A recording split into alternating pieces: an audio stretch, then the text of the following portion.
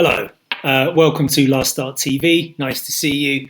My hair, it doesn't look good at the best of times, but it's just so bad. I had to put a hat on. This is the beginning of the LastDartTV journey, and I posted the inaugural video yesterday. This is January 26th, and my wife watched it, and she goes, "Are you mentioning 01?" I was like, "Yeah." "Are you mentioning 70s averages?" I'm like, "Yeah." And she goes, "What? I don't know what it means."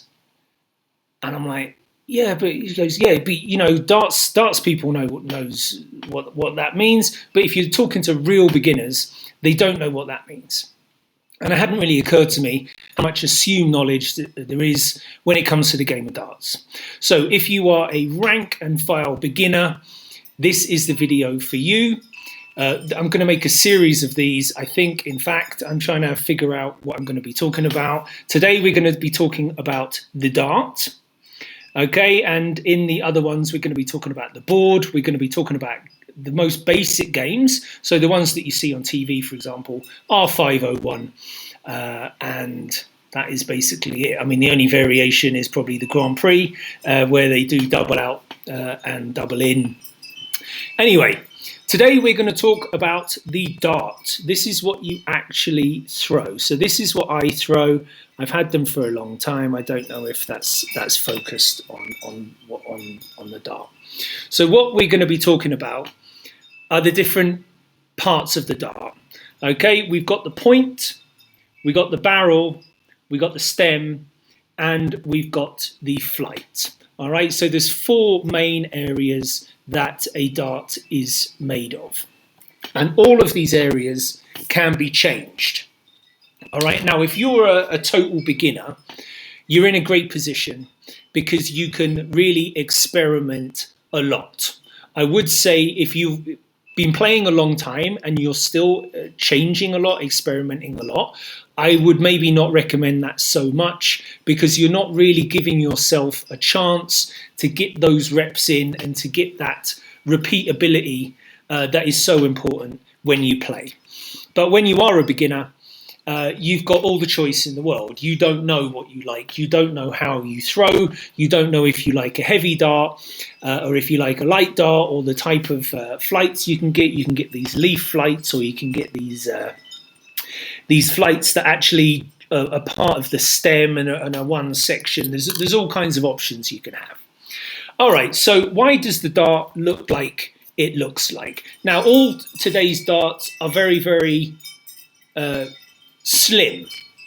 Okay, back in the day, there used to be brass darts. Okay, and because of the, I don't know, I'm not a chemist, but because of the density of the metal, you could never get it that slim like this, so they were always quite thick. So when you got it, even if you got it bang in the middle of the bullseye, there just wasn't that much space. You certainly couldn't put one bang in the middle. It would always have to be side to side. So even getting two in the same target was quite difficult, and getting three in the same target with these big fat old darts was really, really hard. I mean, they would almost like be jamming themselves sideways into the treble if you did happen to get them in there. So what happened was, with the tech, they came across tungsten, which I think is quite abundant, whatever. And tungsten is really, really good because you can make it slim, but it's dense enough that it's still got the weight. So you guys, or girls, whatever, no offense, you've probably thrown a ball, right? And if you've got the kids, my kids have got these little foam balls, and however hard you throw it, it doesn't go anywhere. It's just not heavy enough. All right, you've got a tennis ball. Even in some sort of wind, you can throw it a little bit far. And then as soon as you get a cricket ball in your hand or a baseball, you can absolutely loz it and it goes miles, because it's got that weight, okay? And it's got that heaviness to it. And it means that the energy you put in, it can cut through the air, or however it goes, I don't know. And it can go quite far. The dart is exactly the same way. If the dart is too light, it needs to be able, you're propelling the dart through the air, right? You're propelling it through the air. If it's not heavy enough, boop, it's not going to get there. but you also don't want these huge chunky brass darts where you're losing it and they're a little bit too heavy and they're a little bit too fat. So what happens is the tech has made the tungsten dart very, very slim, and you can make it different weights. So I was just looking it up. Let me click over here. No more than 40 grams. Okay, so big old fat darts are no longer than 200 millimeters. Now, why you would want it longer than 20 centimeters, I mean, that is just absolutely ridiculous. But if you're able to throw those, you would be able to throw with them. The average is between 20 and 25, say something like that. There are a few players, and I think he's actually changed this season. Memory serves, you can help me out with that. Stephen Bunting used to throw with very, very light darts, maybe even like 16, 17. I think he's gone up a bit. There's arguments to the kind of dart or the weight of dart you want to throw. I guess the argument for a very, very heavy dart, probably most famously on tour at the moment, Ryan Searle throws these absolutely chunky beast darts. I think they weigh about 35 or something. Is that they can't be kind of shot off target very easily because the weight of the dart will keep its line, and as you propel the darts through the air, because it's heavy, it will stay straight. That's the theory. On the other end of the scale, you've got your very, very light dart, and I think the argument is I can't play with the light ones because it's so light and you need such little energy to propel the dart. You're not going to like tense up. Like if you've got something heavy, the tendency is to kind of have stress, and that stress might put it off in the wrong direction. So when you've got a very, very light dart, because you don't need that much energy, you can just almost hardly move your arm at all in a very natural motion, and the dart will go straight. Both might be true.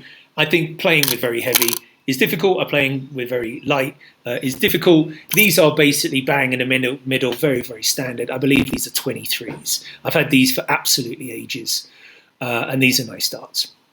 Okay, so I'm a rambler, man. This is already 7 minutes. I can't believe it. So you've got your points, you've got your barrel, you've got your stem, and you've got your flight. Now the point can be changed. I've actually got a point changer, which is a very useful tool because I hit the wire a lot, which can be good, can be bad, but it does blunt the dart depending on the kind of point that you have. But I like about this length. You see some of them, some of the pros or some players, they have these very, very long points. Why do they have these long points? The theory is when the point goes in, because the point is long, the barrel is physically further away from the board. And the idea is that when you're looking at the target, say the treble 20, because the point is longer, you'll see the point kind of in the target rather than the barrel, and the point is much, much smaller. So the theory is that you'll see the point and it will still kind of seem like an empty bed sort of situation, and it's easier to repeat and to hit the treble because it's less obstructed and you can see the target, etc., etc. Again, I find them quite hard to throw. The length of the point will change the way it kind of waggles in the air. I mean, that's one of my favourite views, by the way, when you see a slow-mo of the dart. It even, you know, every player is the same. It can be Littler, it can be Humphreys, it can be Prime. And you see it like, and then it goes in the treble or the double. You're like, how the hell did that happen? That is just unbelievable. But the weight of the dart is really, really important. So the length of the point can be changed. So I'm telling you, all you beginners, because you can choose, you can customize every single section. I think to start with, normal is okay. You do get those twangy ones, which are like very, very thin, and when the dart goes in, it like twangs around.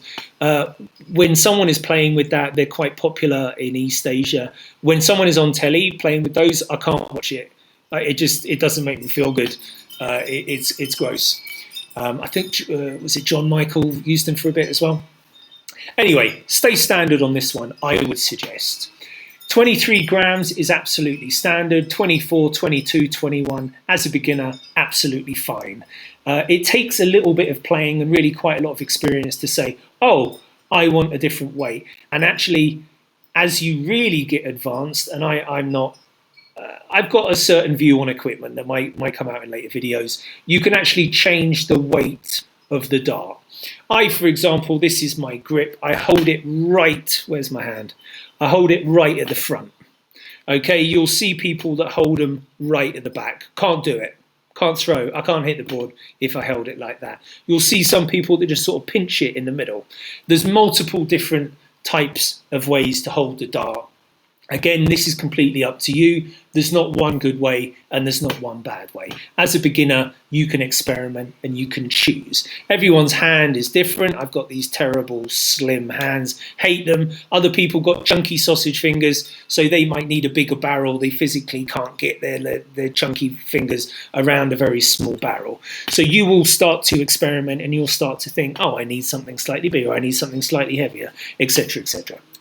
So that's the barrel. You've also got the stem. I'll take the flight off for a second. I like the short stems. This is the stem. Man, that was on.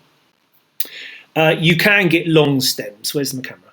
So you can get stems that are like this. And again, it's 35 mil or 42 mil or 45, blah, blah, blah. You can look all this stuff up. I prefer the short ones. I think they fly better because they're short. You can play long. You can get the metal ones. I think the plastic ones are better because they're cheaper. And when they dig in, and you can actually buy a little bit of rubber that goes over the tip of your stem, and it gets a really, really solid connection into the thread of the barrel. What can happen is with the metal ones, because it's metal on metal, they don't totally mesh and it can get a little bit rattly and it's really distracting to throw, and I think it's more difficult to throw, and this constant tightening I think is really distracting and doesn't really help. And then you've got your flight. Now I've got a huge bag of flights here. I've got loads and loads of flights, so you can have lots of cool flights depending what you like. This is the shape I like the most. There are leaf shapes and there's ones that are like really, really kind of V-shaped. There's probably definitely more appropriate vocabulary for the types of flights there are. These are standard. I like them. They do the job. Again, the theory is with these very, very small flights, the smaller the flight is, the less sort of blockability they have for the incoming darts. So all of these decisions, you'll find, you know, people have been playing darts a long time and people have taken it quite seriously, and they all have some sort of little point attached to them. It means something, that it's a certain shape and it flies a different way and blah, blah, blah.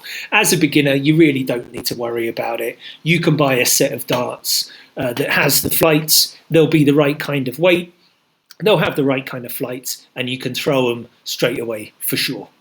All right, but just be aware that there are lots of options. So yeah, that is what you can, or how you can customize your dart. I would say I've always played to my equipment rather than the equipment sort of playing to me. What I mean is I never change my stuff. I used to play with a guy called Joey, a Filipino guy in Beijing, and he was really meticulous about, he would like polish them up and his flight's always pristine, and even within a few legs he might change the flight. And I would play with mismatched stems and mismatched flights, tatty old flights, just to sort of piss him off, and then I would beat him, and it would I don't know, I found that quite funny at the time. But yeah, I've never spent a lot of money on materials. You really don't need to if you're beginning or just taking it very, very easy. Only the very best players need to really think about this stuff. I did mention earlier in the video, don't tinker too much. If you're an intermediate, which I think these videos will also help, don't tinker too much. The whole point about being a good dart player is repeatability. And if you're not sure exactly how the dart is going to act that's in your hand, you can't get a repeatable action. You're going to get different results from basically doing the same thing, and that can be really frustrating. So you look at Peter Wright, and he's a tinkerer. It's like, right, Peter Wright's a sort of world champion, all-star, Hall of Fame player. You can't be copying Peter Wright in terms of tinkering all the time. Okay, you can change something maybe, but you need to give it a go, and you need to make sure, oh, it's not working for some reason, oh, it's working for another reason. Okay, so a few changes are suggested. I, for example, used to play with really, really blunt darts. I used to get loads and loads of bounce outs, and I'm like, why do I not get new points? Because I didn't have a point changer, and I didn't really have access to points. I've lived in slightly unusual parts of the world that didn't have any equipment.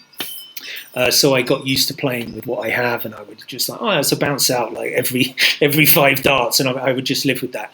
I need better stuff now, so I do have extra points, and there's lots of equipment to help you change points easily, and so you can experiment with different things, and it's all very straightforward. Okay, so choose a dart.